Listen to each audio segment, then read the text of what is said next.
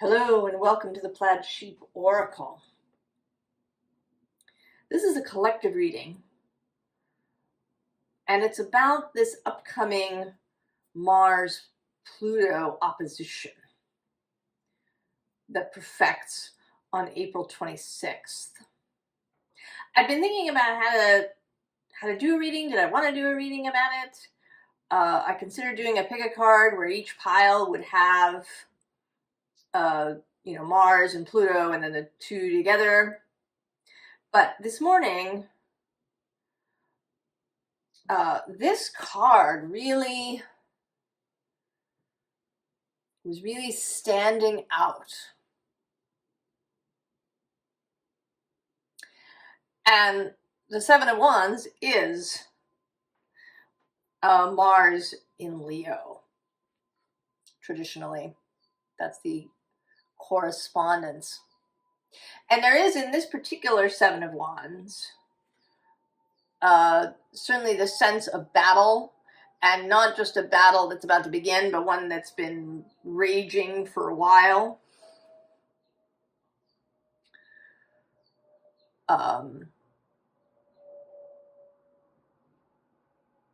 So I wanted to know what was it about this? So I pulled some other cards. The card that came out at the basis is this King of Cups. And we're kind of going to come back to him later. But then we had Six of Pentacles. And actually at the bottom of the deck is the Ten of Pentacles. And these two cards together particularly feel like the status quo. Whatever is happening now, what exists, kind of what you do on a daily basis, what your, kind of your tasks are.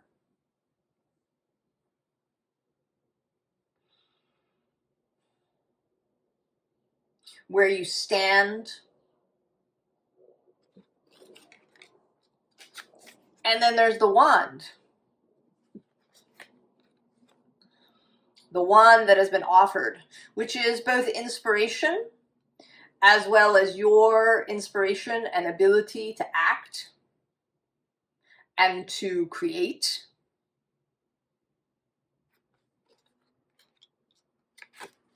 And then the Eight of Swords.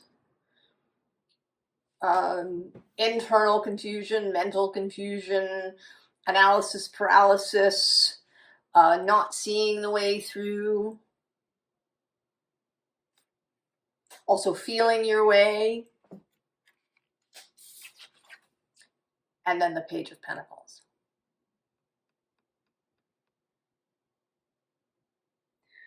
This new possibility.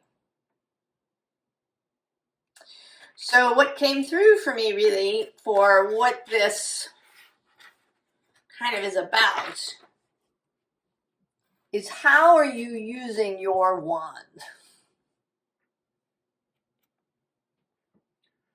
Mars entering Leo, the possibilities of creation. Courage, valor, but also defensiveness, resistance, digging your heels in, stubbornness in general. I knew a Leo years ago who could alternate between being the irresistible force and the immovable object, depending on the moment.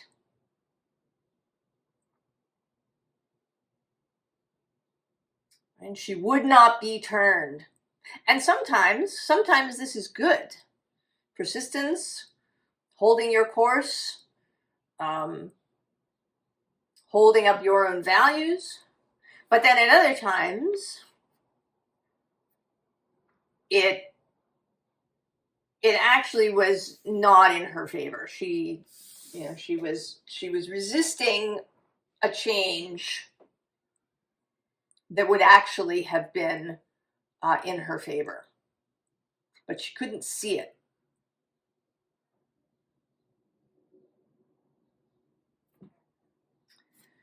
So we have this Page of Axes. And interestingly, he's actually looking not so much like he's pleased and having fun, but like he's just, you know, it's like he's faking his way through it. He's putting on a brave face, perhaps. And then under him, interestingly, is this Page of Blues, the Page of Cups. And he looks like, what is this fish? I mean, is this it? Is this all there is? Right, a sense of both anxiety and at the same time dissatisfaction.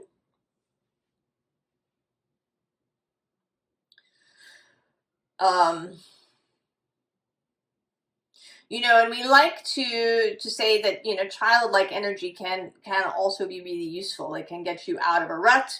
You know, seeing things with beginner's eyes or seeing things with wonder, having a kind of innocence can be a really beautiful thing. But there's a flip side to children, isn't there? Especially the teenagers. There's resistance just for resistance sake. You know, and I knew a bunch of people who started smoking when they were in high school. And then later, you know, had a really hard time quitting. It was difficult and painful. You know, and they kind of did it out of, right, for the sake of rebellion.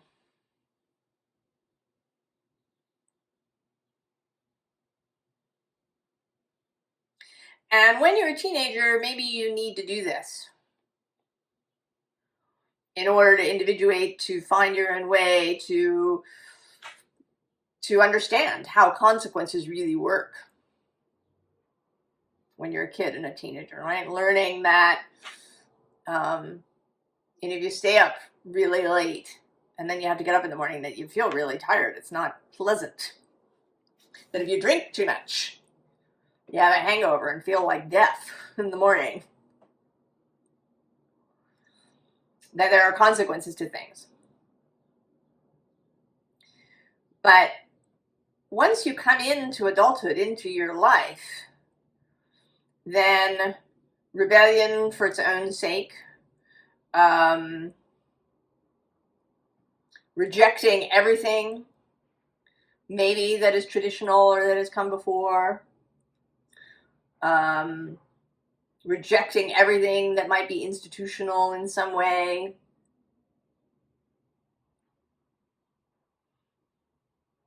right? All of these things can actually be harmful, or at least really frustrating in the long run. Now, the bottom of the deck is the Chariot. And I'm feeling all the things about this car. That it symbolizes freedom and the ability to move and to go where you will, really and metaphorically. But there's a responsibility attached to it. You need to take care of it. Just as you need, you know, kind of to take care of your life.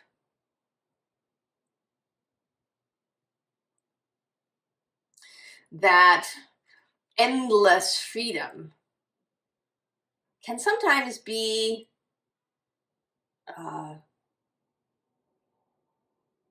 frustrating and harmful in the long run. That you can get lost. That structure, even institutions, can have a real positive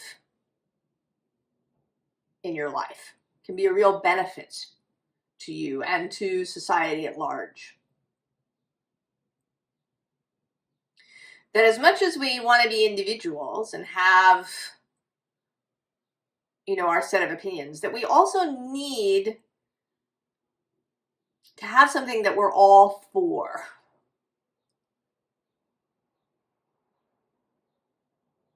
I keep coming back sort of to Star Trek as this example, but you know, in it there's this federation and all the planets have their own culture, but they're held together by the ethos of the federation, you know, the prime directive and the other, whatever the other rules are and guidelines and the philosophy behind the federation.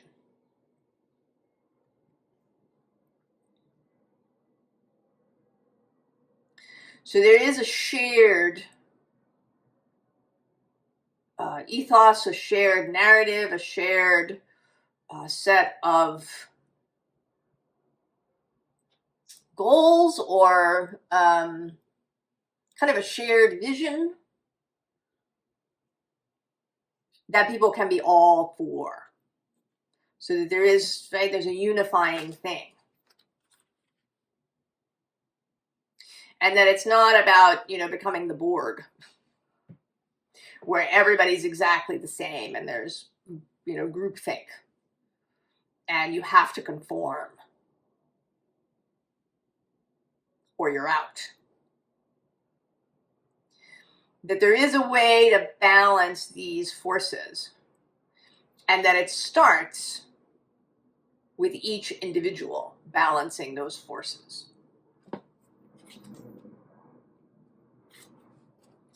So we have the Six of Axes getting out on the road.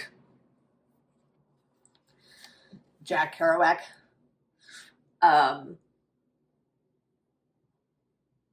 then interestingly, we have these two cards, right? The Aeon and the Fool.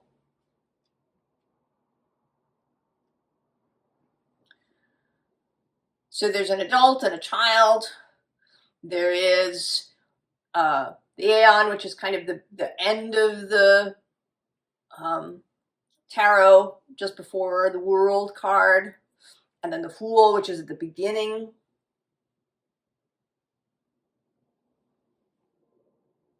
So there's the ability to personally, mindfully know when to be the Fool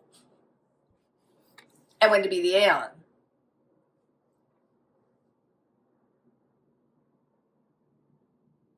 And to be the Fool without being childish.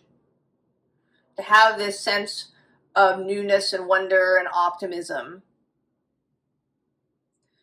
but not being childish or rebellious for rebellion's sake, right? Not just setting out on the road just all the time, you know, starting something new every day, you know, leaving a job after just a year or 6 months,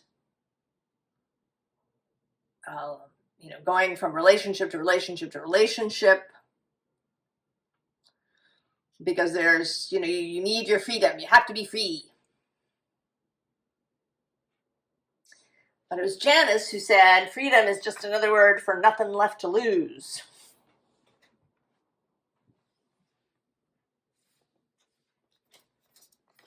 And then we have the Knight of Roots.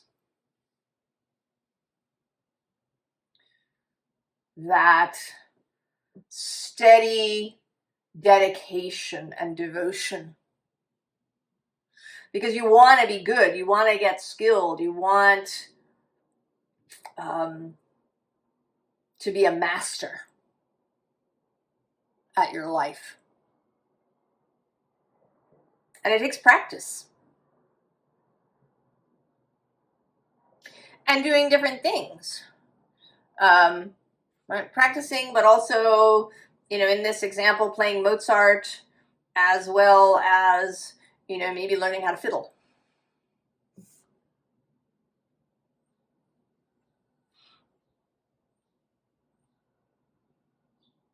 And perhaps, you know, converting more modern composition to a violin score and learning to play that.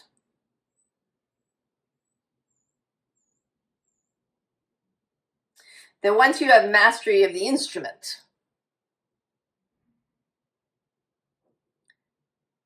then you can, play it in whatever way you want. And this feels too a little bit like a touching on technology. We talk about younger generations as being digital natives, that they really know how to use the technology. And I think that that's true logistically, right? Knowing what buttons do what and how to, game the algorithm and doing these kinds of things. But that doesn't mean that everyone has the emotional and spiritual and intellectual skill around technology.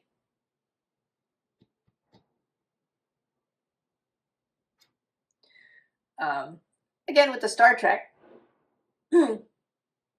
technology is a tool,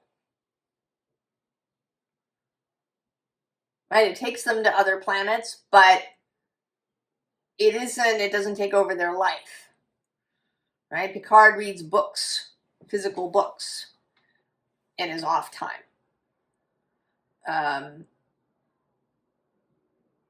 Everybody's very glad when they can have, shore leave or time on an actual planet.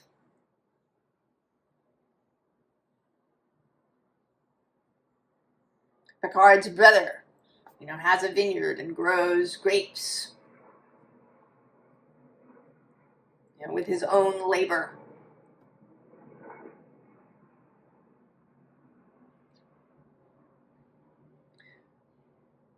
So technology is a tool rather than as a way of life.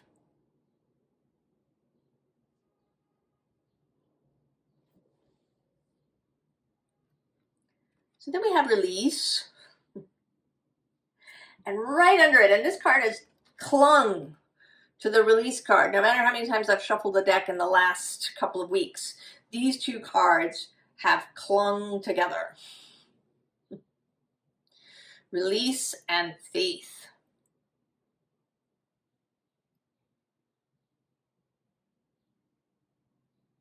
So having faith, having trust in the skills that you have, in your intuition, in your own soul, in this beckoning, in this release. And actually under the faith is boundaries, as well as sovereignty. So having skillful boundaries.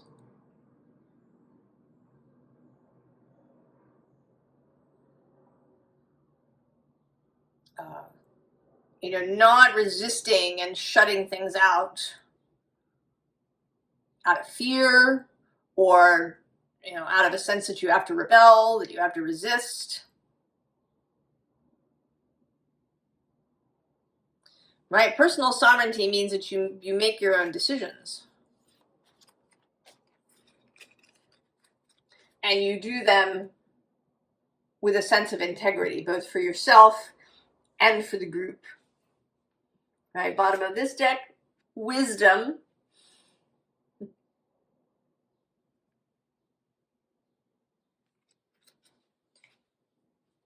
Wisdom. Practical wisdom too. To not engage in any absolutes.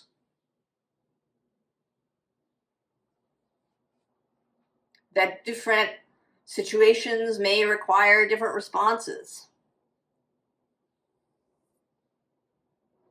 That things shift over time. Right? It's that core of yourself that you're keeping true. So then we have resistance, extremes, and this change card. It's a little hard to tell if she's, what's happening here. Is she pushing this planet away? Has she just bumped into it?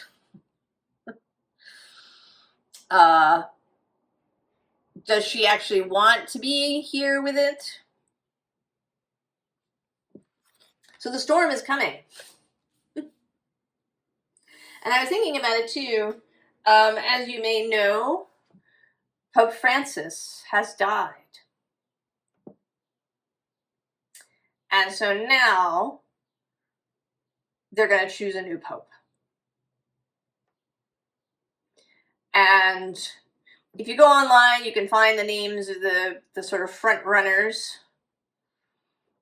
in the thing. And there's even, you can even find odds for them, right? There's actual odds. Bookmakers, odds people have given odds on the election of each of them. And there's a couple who were kind of in Francis's group that have a more expansive, outward-looking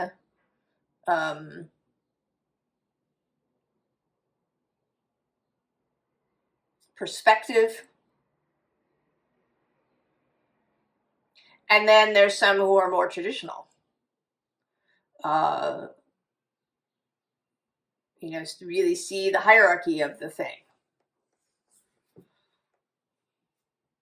Francis famously didn't live in the papal palace. He lived in the little hotel where the cardinals will actually be for conclave.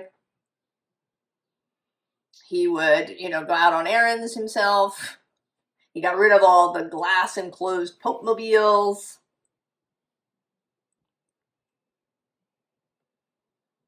Right? He thought of himself, you know, as one of the faithful.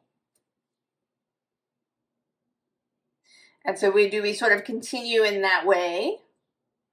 Or do we switch back to a more, you know, the Pope kind of as separate? And I would like to suggest that you don't have a knee-jerk response to that.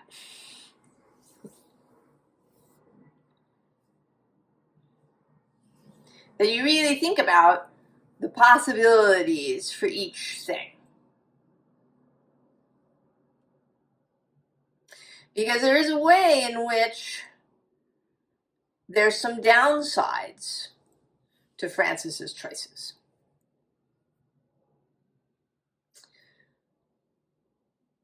And so I think it's very interesting that this is occurring during this Pluto-Aquarius opposition.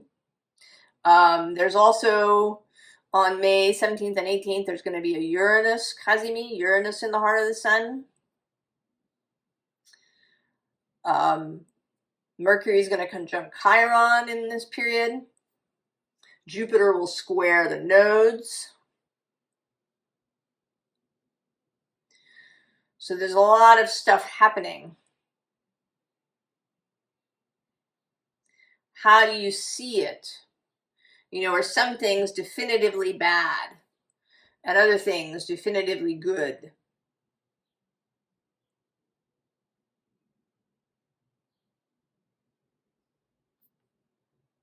Can you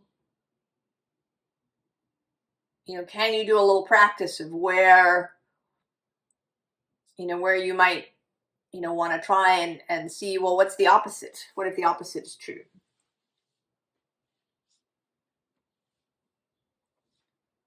To not be easy on the trigger.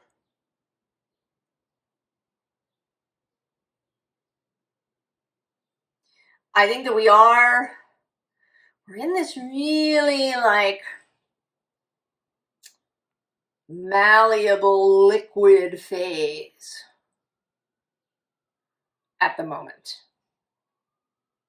I mean, things are always malleable, but I think that we're especially malleable now. And that, right, how do you choose, before it begins to set a little bit? Right, it's never set in stone. But now is a really easy time. There's the energy is supportive of maybe making radical changes in many ways. And how do you want that to look?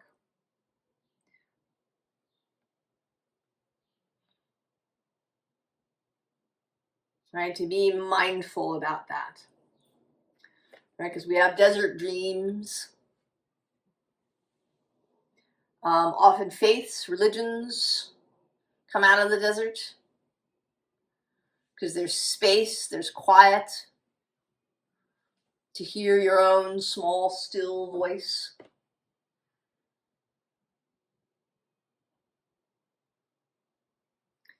Also here, the bottom of the deck kind of doubles down on that with windflower.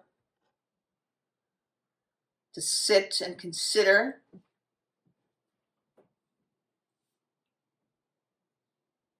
How you want to be. Also, you know, I see her as the snail, mostly. And so can you take your protection with you? Can you take your structure, your container, your cup with you wherever you go through the storm? Below the desert dreams is the wallflower, right? The stepping out, and actually below that I'm just seeing now is choices.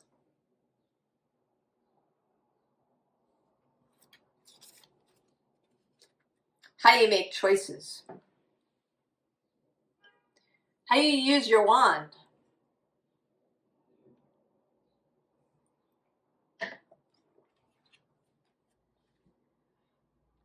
This deep dive is about both that, you know, taking the time, being mindful, being aware, listening to the world, and not just the digital world, but the earth world, the astrological, cosmic world, your inner world.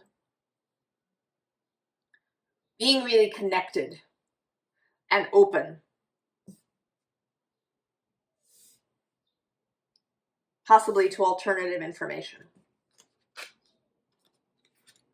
And then there's making the wish. What do you want? And really think about that. You know, again, don't have a knee-jerk thing.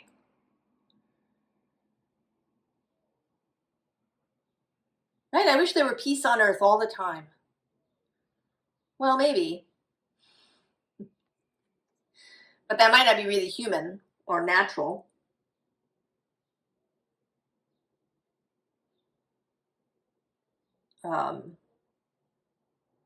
You know, if we're going to allow for diversity, sometimes there's going to be conflict.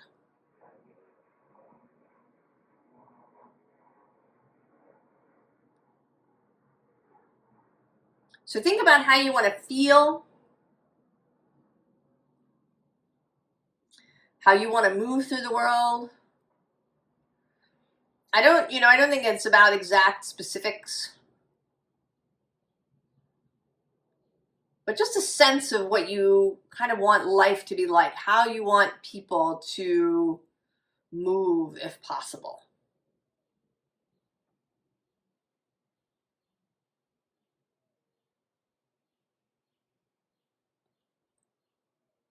Be creative too. You know, maybe really spend some time dreaming about things. Who knows what you might come up with? Just let your mind go a little bit at times too, before you settle on a vision for yourself and for the world.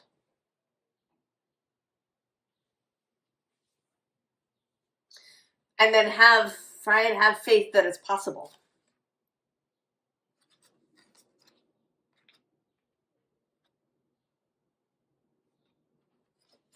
That we can move, you know, say for example, into a world where we use technology as a tool,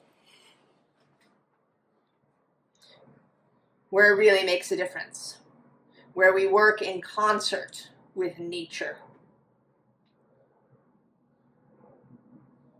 And we use technology to support nature's processes rather than, say, trying to take them over.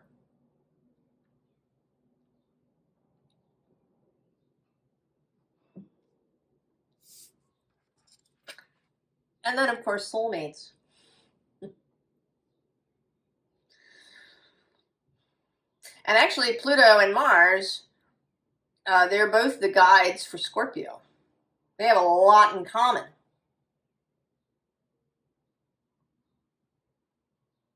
They can reach across the space to connect, as we can.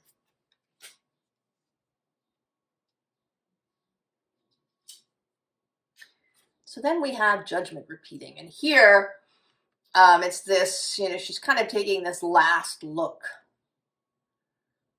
before she passes into that new land. But she is moving into something completely different. And on the other side of her is, there he is, the King of Cups, calling her on.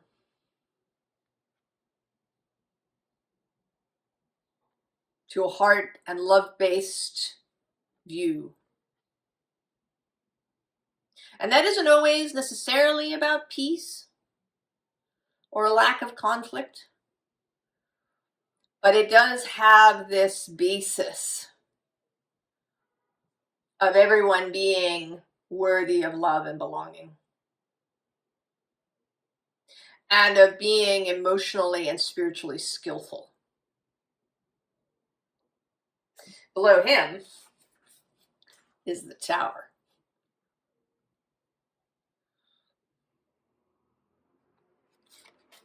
The storm is coming.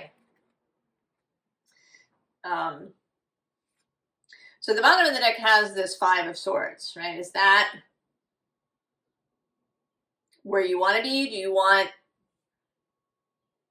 you know, these two are sort of the most defensive cards in this deck.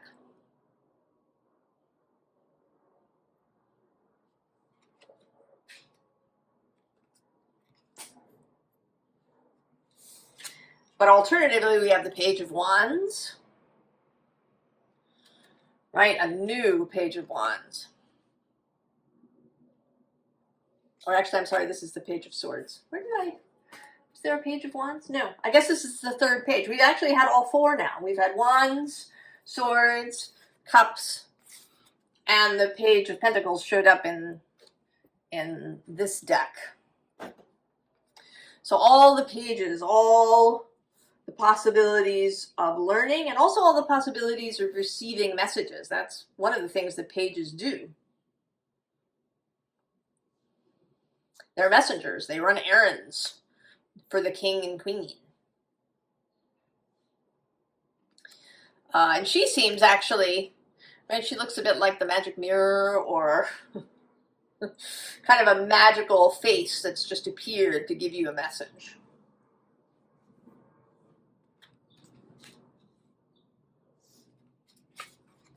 And then the Eight of Wands, the incoming energy. And with the Seven of Cups, that space of choosing wisely. Feeling your way. Using emotional and spiritual intelligence and skillfulness to make choices when this energy comes in. Because it is coming. And it's certainly going to affect all of us differently. Some people may hardly feel it at all. And some people may be in a maelstrom.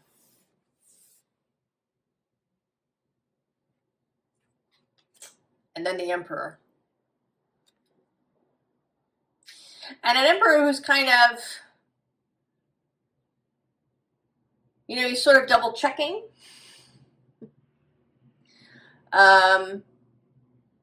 You know, he's actually looking back at all of these cards. He's paused, waiting for the signal. Waiting for the choice, waiting for the signal to move. Right? Your personal power and sovereignty.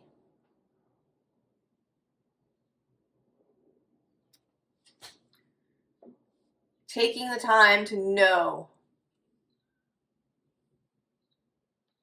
not being responsive, not reactive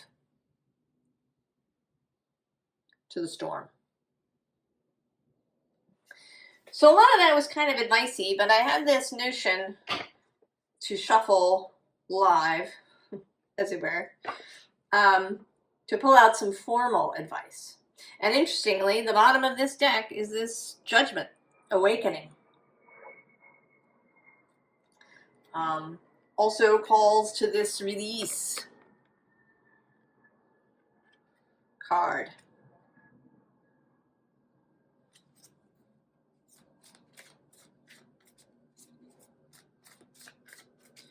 So let's see.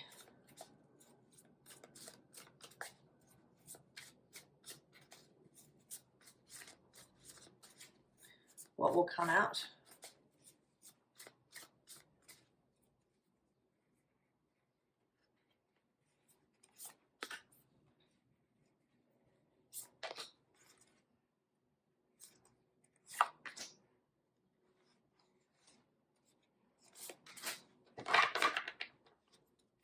Oh. I was just thinking that the Awakening card also had some things in common with this Eight of Wands.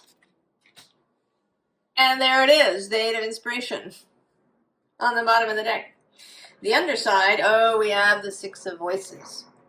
This is my follow the guidance of your wider self and of Source card. All right, you are supported. You have the support and guidance of this wider self.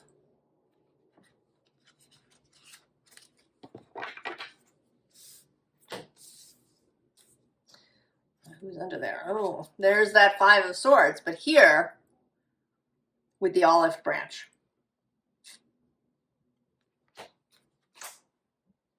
Making peace. Oh, there he is, the Knight of Inspiration. Knight of Wands. Strength. This Page of Voices. Seeing clearly, seeing anew. And the Emperor repeating.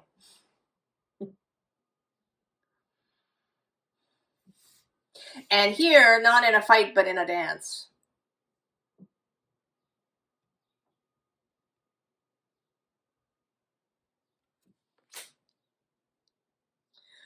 How are you using your wand?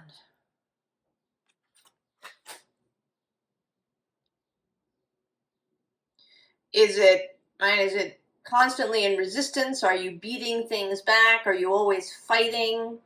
Are you always thinking about the next problem? Are you kind of looking for a fight, looking for problems to solve?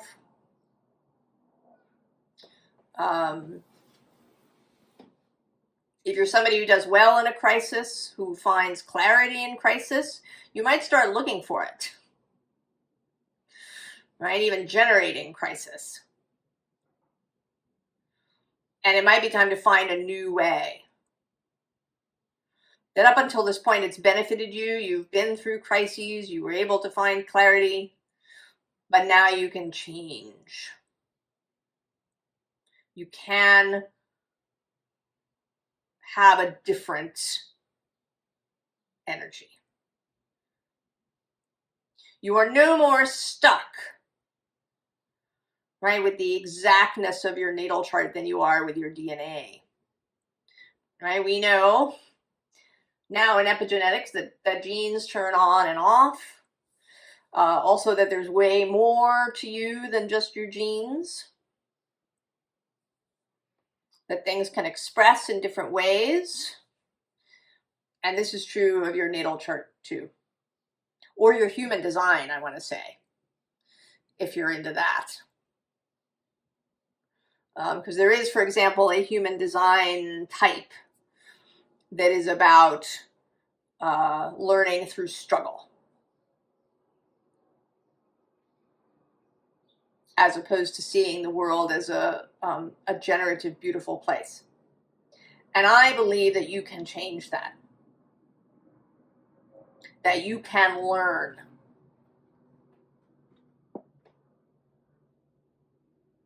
That you can learn to have, right, to attract puzzles and interesting little mysteries and fun problems to solve rather than crises that are really anxiety producing or expensive or frustrating.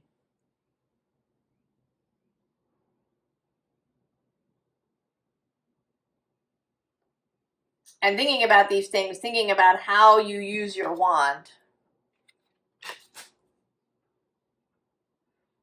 can, I think, really help you to determine where it is you want to go. How do you want to use your wand from now on?